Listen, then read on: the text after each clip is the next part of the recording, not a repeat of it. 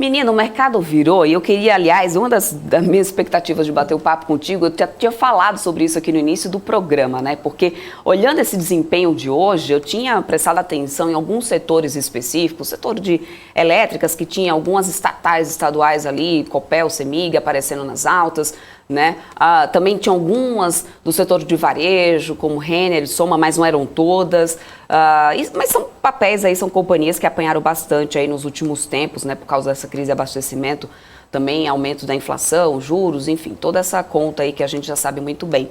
De que forma que essas companhias hoje se animaram aí nesse mercado? Teve alguma fundamental mudança nesse cenário ou é apenas esse caráter mais especulativo de mercado de ações, né, atuando já no finalzinho de mês? Porque aí, para completar, no final agora da tarde, essa virada do nada do Ibovespa. Tem final de mês, né? Tem fechamento de cota de fundo, tem uma série de itens aí que a gente tem que considerar na nossa conversa. Mas o que eu vejo aí, eu estava olhando aqui as outras empresas de energia, nem todas elas têm tido exato. Esse período bom aí, que eu acho que foi meio puxado desde sexta-feira pela publicação do edital de capitalização da Eletrobras. Então, acho que isso aí anima um pouco as empresas estatais, então, notavelmente a Cemig e Copel, em relação a uma possível... Ninguém está dizendo que vai acontecer com elas, mas isso dá uma animada nas outras, né? Eu acho que é um elemento positivo. Eu estava até olhando algumas outras elétricas aqui, nem todas elas têm tido, sei lá, a AES está caindo um pouquinho, a Neoenergia, a última hora que eu olhei, estava caindo um pouquinho, quase estáveis, nada de muito bom. Agora, a Copel vai subindo 2%, a Cemig, a última vez que eu olhei, estava subindo quase 3%, subindo 3,30%, a própria Eletrobras voltando a subir. Então, acho que esse movimento aí se deve muito ao lançamento desse edital.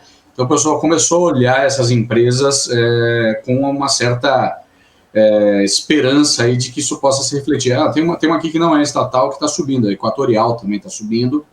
Deixa eu ver as de transmissão, se elas estão subindo. As transmissões sempre são joia da coroa, né? Aí não tem jeito. Deixa eu ver, a Lupar, a Taesa subindo um pouquinho, a Lupar subindo também. Deixa eu ver a TRPL, TRPL quase no 0 a 0. Mas oi? Nesse cenário, além das elétricas, né, enfim, que você tem trazido essa análise, não são todas realmente, essa mesma movimentação a gente também tem visto no varejo. Também não são todas que estão em alta, né? As maiores, tipo Via, Magazine Luiza, durante o dia inteiro em queda, não só hoje, enfim, há tanto tempo. Algumas outras pontuais ali em alta, né? Ou seja, dá para poder a gente explicar, então, muito mais por esse movimento aí de final de mês, então, ou Goulart? Pode ser, sim. E pode ser uma expectativa de que essas empresas estão performando bem. O último relatório trimestral das lojas Renner foi muito positivo, né? E a empresa esse mês, aí, desde a divulgação dela, acho que foi no comecinho do mês, se não me engano, ela subiu 11%. Por quê? Porque ela tinha apanhado demais aí no período de pandemia, né? É uma empresa que sofreu, ela ainda está bem longe dos patamares que ela estava antes e vem passando por um período de crise. O pessoal tá sem dinheiro para o supérfluo, né? Então a roupa acaba sendo encarada, o vestimenta acaba sendo encarada como um supérfluo, mas foi uma empresa que publicou bons resultados aí, então eu acho que o mercado está um pouco reconhecendo esse bom desempenho da empresa. Uma empresa que está voltando aí voltando a engrenar, parece. Então, eu acho que o pessoal está começando a olhar as lojas Renner como uma boa empresa. Agora, tem até algumas do varejo que realmente estão naquela tristeza, né? Deixa eu ver, você falou aí de Via. A Via até teve um mês bom, teve um mês positivo, ela deixou de ter prejuízo, né? Todo mundo esperava na divulgação do resultado, até falei disso acho que umas 2 semanas aí no próprio estúdio com vocês, Era esperado um prejuízo para a Via e ela deu um lucrinho pequenininho, então ela acabou tendo um mês positivo, ela subiu, estou olhando aqui no mês de maio, ela subiu 7,2%, mas o cenário continua difícil para essas empresas. Elas são empresas que têm uma questão de fluxo de caixa complicada, né? Tem dívida, tem uma série de questões aí que dificultam um pouco o trabalho delas. Outra é a Magalu. Magalu vai caindo aqui hoje, eu estou olhando 3%. Esse mês aí, com a divulgação de resultado que foi muito ruim, ela acaba aí com uma perda de mais de 20%. 22,5% no mês de maio. Então, ela vem sofrendo com endividamento. Essa aí sim reportou um prejuízo aí no período, né? Agora, para a gente falar um pouquinho do caso da Petrobras, né, que teve aí um ciclo aí de uma soma forte aí de queda, né, pelo menos nos últimos 5 dias. Qual que é a perspectiva apreciativa aí com a intensificação agora da corrida eleitoral, também a aproximação de divulgação aí de planos de governo, de propostas dos candidatos? Quer dizer, a volatilidade, né, ela deve ser maior ou menor aí que é gerada pelos rumores que a gente tem visto também de interferência? Eu vou até complementar isso aí, viu, Brosco? Porque olha só, a gente até vinha acompanhando a Petrobras em alta hoje, acompanhando a commodity em alta, mas olha o que aconteceu aí. Petrobras deu uma virada aí, né? Petrobras está caindo Petro 3 agora, Petro 4 cai 0,40, Petrobras está Petro 3 0,06 de queda, mas estava a manhã inteira e praticamente até o início da tarde em alta, né? Ou seja, a volatilidade, né? Exatamente. Bom, a Petrobras, é até chato, mas eu sempre falo a mesma coisa a respeito da Petrobras. Petrobras ela tem um problema de governança entre um acionista majoritário que tem uma linha de objetivo e todos os outros acionistas que têm outro objetivo. O acionista majoritário ele quer usar a Petrobras como forma de execução de política de governo. Ele precisa ficar de olho no preço da gasolina, do diesel, na bomba para o consumidor final. Os outros, eles querem meramente ter lucro. Você comprou se você pessoa física, Débora, você Felipe, você vai lá e compra uma ação da Petrobras, o que você quer? Você quer que ela valorize e que ela dê dividendo. Para que ela valorize e dê dividendo, ela tem que dar lucro. Então, você minoritário não quer que o governo faça caridade com o teu chapéu. Perfeito? Faz sentido o que eu estou falando? Então, você está tendo aí uma situação onde, e é por isso que cai o presidente da Petrobras o tempo todo. O presidente da Petrobras, ele quer que a empresa continue, ele tem uma responsabilidade com o seu conselho, ele tem uma responsabilidade com os seus acionistas, só que o acionista majoritário vai dando carteirada o tempo todo. Vai falando, não, isso aqui você não pode fazer, isso aqui você não pode fazer. O presidente da República está extremamente preocupado aí com a questão do petróleo, do diesel, da gasolina na bomba, porque isso impacta toda a cadeia de inflação. Ele morre de medo, né? Confesso isso aí, que ele tem um pavor da categoria dos caminhoneiros, com a qual ele tem o rabo super preso, fazer algum tipo de movimentação que desestabilize seu governo. Ele está vendo sua reeleição ameaçada, e pelo menos o que as pesquisas dizem, eu não vou entrar aqui no mérito da qualidade, ou veracidade das pesquisas, o nosso entrevistado anterior conhece muito mais do que eu do assunto, mas você tem uma situação onde o presidente da República ele quer fazer uso político da Petrobras. E o acionista, eu sou acionista, eu vendo minha ação. Aliás, eu não teria comprado a ação da Petrobras, porque eu sei que isso pode acontecer. Eu acho a Petrobras assim, um negócio legal, uma excelente empresa. A gente tem que reconhecer aqui que é tecnicamente uma empresa de primeira qualidade, grande extratora, tem um grande potencial. O petróleo está em um momento para quem tem ações de empresas petrolíferas, está um momento absolutamente espetacular, com o petróleo em patamares aí elevadíssimos. Não vou dizer que nunca vistos, mas vistos acho que pouquíssimas vezes, né? Você está num momento de choque de petróleo e estou olhando aqui o preço da Exxon. A Exxon subiu 11% no último mês. A Chevron, deixa eu ver quanto é que ela subiu no último mês.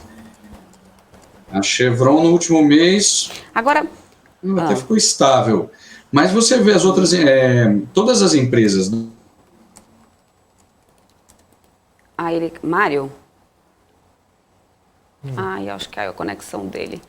Vamos ver se a gente consegue reconectar, né, com o Goulart, porque eu queria até falar com ele em relação justamente a essa questão aí, esse discurso de diminuir dividendos e tudo mais da Petrobras, porque não dá para poder a gente esquecer, né, Brosco, que um dos maiores acionistas da Petrobras, a própria União também recebe uma boa fatia desses dividendos, além dos royalties. Ou seja, hoje a Petrobras é uma das formas de garantir boa parte ali do orçamento, aliás, do próprio governo. Então, que aí é uma pergunta que eu quero trazer aí para o Mário, quando o governo vem, quando o Bolsonaro vem com esse discurso, tá ganhando muito, tem que diminuir esses lucros, tem que diminuir, ou seja, como que fica então esse orçamento da União depois? Porque a fatia vai diminuir também para o governo, né? Vai deixar, o próprio governo vai deixar de arrecadar também. E aí? Até onde vai o colar-colou nessa história, né? É isso que eu quero ver se a gente consegue repercutir um pouco aqui com o Mário, se a gente reconecta ele, a gente está com o sinal dele de novo aqui, gente, ou não? Então tá bom. Então a gente vai recuperando aqui. Enquanto então a gente recupera aí o Mário, vamos dar um giro aqui nesse setor de petróleo, justamente para poder a gente dar uma olhadinha. O petróleo Brent que já, né, fechou. Aqui a gente tem aqui a variação, deixa eu só atualizar aqui para vocês. O Brent fechou em uma queda de 1,70, depois a gente ter visto uma grande disparada no início da manhã, ficando o barril do petróleo a $115,60. Né, o petróleo Brent, que serve de referência para a Petrobras. Já o WTI fechou numa queda de 0,35%, com o barril cotado a $114,67. E isso, né, refletiu exatamente assim aqui, né, nesse nosso painel aqui, nesse monitor de mercado. Petri 4 numa queda de 0,40, ou seja, virando aqui para esse negativo no final da tarde. Petri 3, 0,06 negativo. 3R Petróleo aqui 0,37% de queda, a gente está chegando aqui já nas 17 horas, daqui a pouco vai ter o after, né, para poder dar uma acomodada aqui nesses papéis, mas esse é o cenário que a gente tem agora. Só a Enat 3 que conseguiu se manter na alta e Ultrapar. Viu, ô Mário, você está me ouvindo agora aí?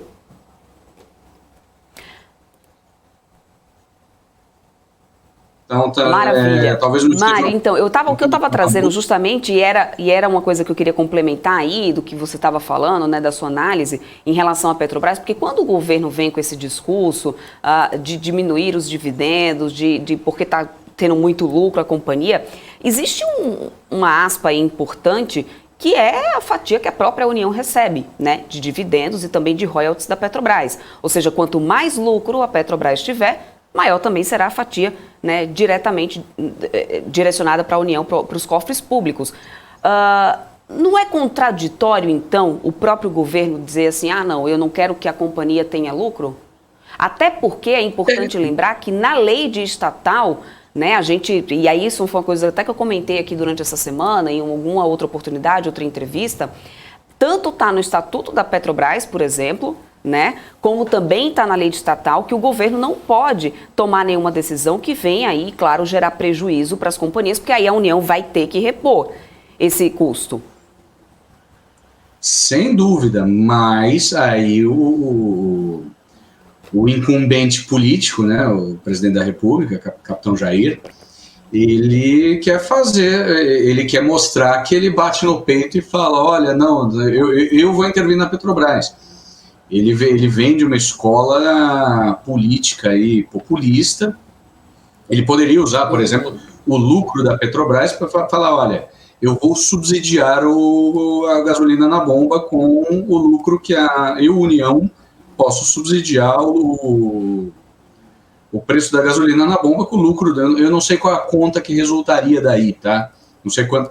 Mas é muito mais fácil você adotar essa postura populista e falar, olha, não, eu faço, eu estou fazendo acontecer. Até porque ele sofre pressão de grupos que querem que ele faça isso. O presidente ele morre de medo da categoria do... Nós temos no Brasil aí a famosa greve dos caminhoneiros em 2018. E eu acho que o presidente morre de medo que eles voltem a entrar em greve e causar uma grande convulsão para o governo. Então ele fica atuando dessa forma. Não é a forma mais inteligente de atuar, mas é a forma que ele gosta de fazer, é a forma como ele entende política. Então é isso. Agora, eu não quero ser acionista dessa empresa.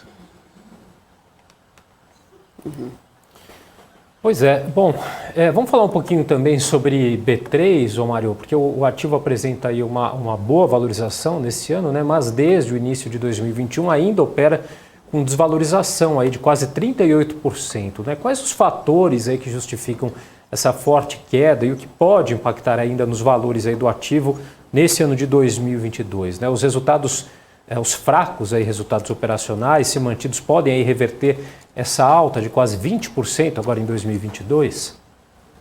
Pois é, né? B3 foi um papel que apanhou demais no ano passado, né? A própria bolsa, né? Ela teve assim o que a gente poderia chamar quase de uma tempestade perfeita atuando sobre ela. Então começaram rumores sobre a abertura de uma nova bolsa no Brasil.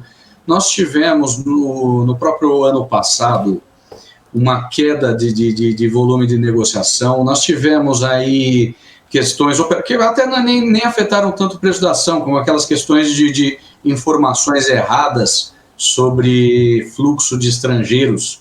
Isso até não afetou tanto a cotação do papel. Ela até sofreu menos com isso. Mas ela continua uma empresa boa, ela continua mandando... Eu vou até abrir aqui os últimos números financeiros dela, dos últimos trimestres. A gente pode até dar uma olhada aqui, eu vou compartilhar a tela. Deixa eu só... Tô jogando aqui, pegando a informação no Bloomberg, pegando os quarters. Deixa eu compartilhar minha tela com vocês, mas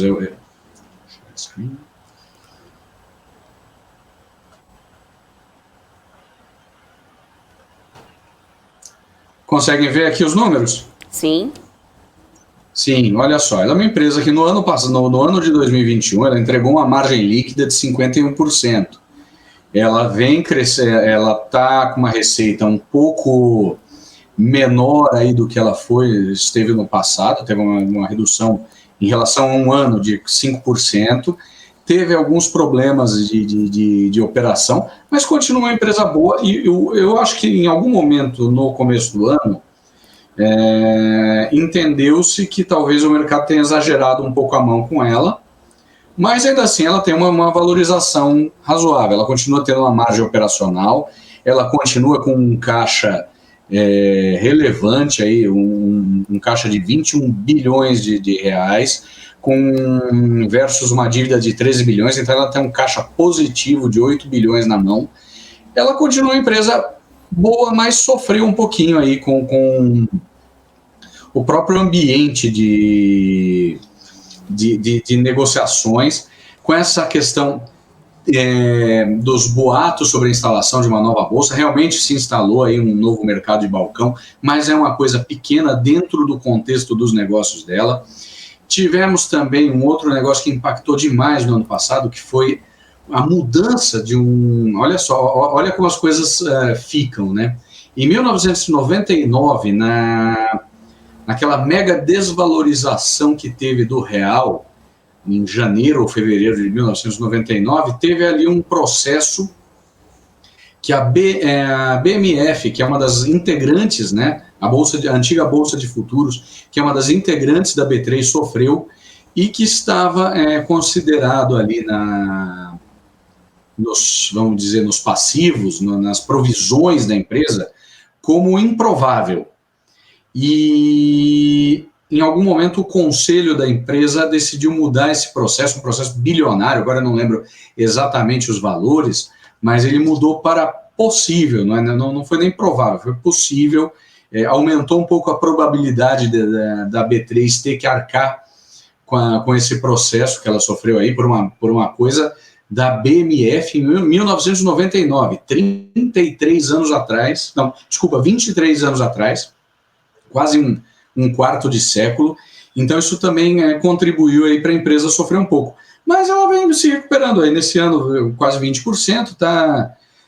Temos aí, acho que perspectivas interessantes. Ela continua uma boa empresa, continua pagando dividendo, diminuiu um pouco a margem, né? A gente estava falando aí em 51%, o último trimestre foi 48%, mas fé em Deus e pé na tábua, né? Ainda é uma empresa que continua dando 48% de margem líquida. Eu continuo acreditando na B3. Mário, obrigada mesmo por ter aceito o convite, sempre, né, ótimas análises aqui as suas, sempre muito bom bater esse papo aqui com você sobre o mercado, entender um pouco mais sobre essas companhias.